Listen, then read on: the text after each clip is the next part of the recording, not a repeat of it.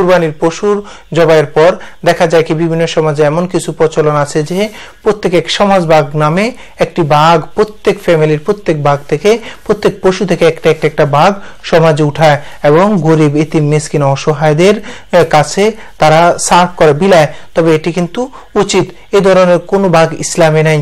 আপনি যদি কোনো ব্যক্তি যদি নিজে কুরবানি দিয়ে কোনো গরিব এতিম মিসকিনের কাছে নিয়ে দিয়ে আসতে চায়, এটা তার একান্ত ব্যক্তিগত জিনিস, কিন্তু আপনি সমাজের পক্ষ থেকে স্বপ্রণোদিতভাবে প্রত্যেকের থেকে হয়তো দেখা গেল আপনি এমন একটা জনের কাছে গেলেন, সে হয়তো অন্তর দিয়ে সেই বাঘটা দিচ্ছে না, কিন্তু সমাজের নিয়ম রীতির কারণে সে বাঘটা দিতে বাধ্য হচ্ছে, যার কারণে তার কোরবানির ক্ষেত্রে দুর্বলতা হয়ে যাবে।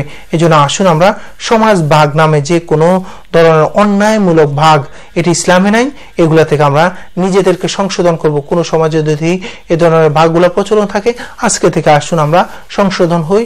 সমাজে ভাগ নামে কোনো ভাগ ইসলামে নাই, আমরা এগুলা উঠাবো না। কেউ যদি উঠাইতে যায় আমরা এগুলা দিব না, কারণ কারো যদি দরকার হয় সে ব্যক্তিগতভাবে ওই ব্যক্তি গরিব এতিম অসহায় মিসকিন তাদেরকে বাসায় দিয়ে আসবে।